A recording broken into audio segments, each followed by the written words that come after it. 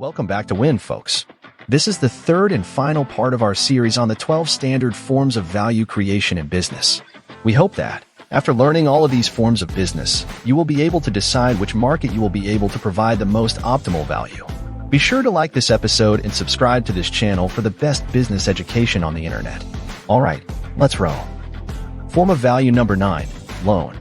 Bob Thaves, cartoonist and creator of Frank and Ernest, once said, "Money talks, but credit has an echo." What is a loan? A loan involves an agreement to let the borrower use a certain amount of resources for a certain period of time. In exchange, the borrower must pay the lender a series of payments over a predefined period of time, which is equal to the original loan plus a predefined interest rate. To provide value via loans, you must 1. Have some amount of money to lend. 2. Find people who want to borrow that money.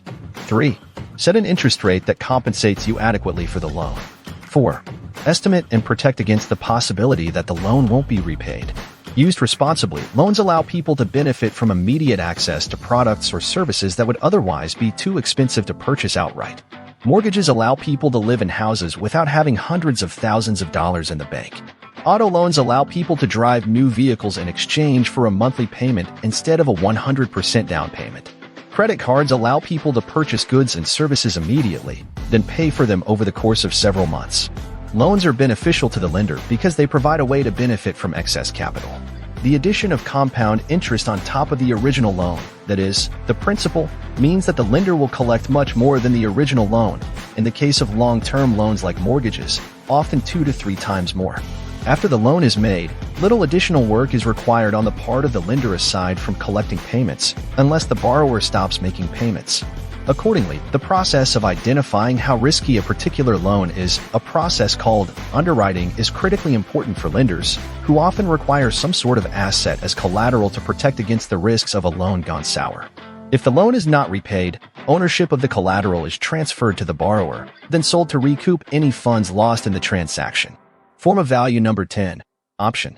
An option is the ability to take a predefined action for a fixed period of time in exchange for a fee. Most people think of options as financial securities, but they're all around us. Movie or concert tickets, coupons, retainers, and licensing rights are all examples of options. In exchange for a fee, the purchaser has the right to take some specific action, attend the show, purchase an asset, or buy a financial security at a particular price before the deadline. In order to provide value via options, you must 1. Identify some actions people might want to take in the future. 2. Offer potential buyers the right to take that action before a specified deadline. 3. Convince potential buyers that the option is worth the asking price. 4. Enforce the specified deadline on taking action. Options are valuable because they allow the purchaser the ability to take a specific action without requiring them to take that action. For example, if you purchase a movie ticket, you have the ability to occupy a seat in the theater, but you don't have to if a better opportunity presents itself. When you purchase the ticket, all you're purchasing is the right to exercise the option to see the movie at the time specified, nothing more. Options are often used to keep specific courses of action open for a certain period of time before another transaction takes place. For example, in moving to Colorado from New York, Josh and his wife, Kelsey, put down a deposit on an apartment they hadn't seen in person. The deposit ensured that the landlord wouldn't rent the apartment to someone else before they moved. Once they signed the official rental agreement, the deposit became a standard rental security deposit. If they had decided not to move forward, the landlord would have kept the deposit in compensation for holding the apartment for them and would have been free to find another tenant. Thus, the option was beneficial for them. Options are often an overlooked form of value. Find a way to give people more flexibility, and you may discover a viable business model. Form of value number 11, insurance. Take calculated risks. That is quite different from being rash. General George S. Patton, commander of the United States Third Army in World War II. Insurance involves the transfer of risk from the purchaser to the seller. In exchange for taking on the risk of some specific bad thing happening to the policyholder agrees to give the insurer a predefined series of payments. If the bad thing actually happens, the insurer is responsible for footing the bill. If it doesn't, the insurer gets to keep the money. In order to provide value via insurance, you must 1. Create a binding legal agreement that transfers the risk of a specific bad thing, loss, happening from the policyholder to you. 2. Estimate the risk of that bad thing actually happening, using available data. 3. Collect the agreed-upon series of payments, called premiums, over time. 4. Pay out legitimate claims upon the policy. Insurance provides value to the purchaser by protecting them from downside risk. For example, a house can catch fire in any number of ways, and most homeowners don't have enough cash to purchase another if their home burns to the ground. Homeowners insurance transfers this risk to the insurer. If the home is destroyed by fire, the insurance will compensate the homeowner and allow them to purchase a new home.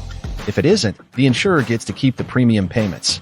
Insurance works because it spreads risk over a large number of individuals.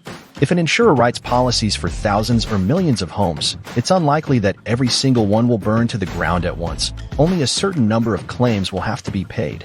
As long as the insurer brings in more premium payments than it pays in claims, the insurer makes money. Car insurance, health insurance, and warranty coverage for consumer goods work the same way. The more premiums an insurer collects and the fewer claims the insurer pays, the more money it makes. Insurers have a vested interest in avoiding bad risks, maximizing premiums, and minimizing payments on claims.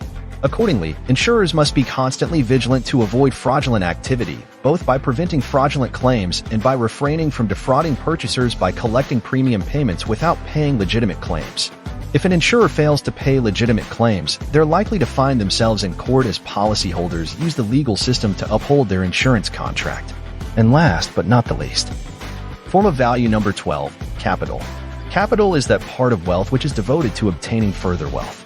Alfred Marshall, economist and author of Principles of Economics. Capital is the purchase of an ownership stake in a business.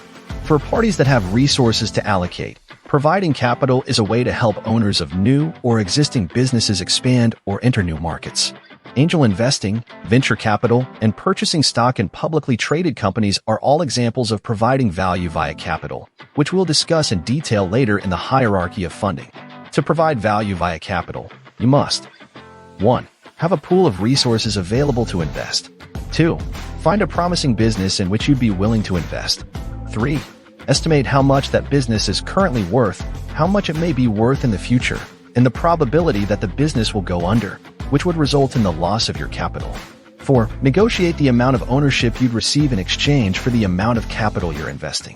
Businesses benefit from capital investment because it enables them to gather the resources necessary to expand or enter new industries. Some industries, like manufacturing and financial services, require huge amounts of funding to start or expand. By taking on investors, business owners can secure enough funding to move forward quickly.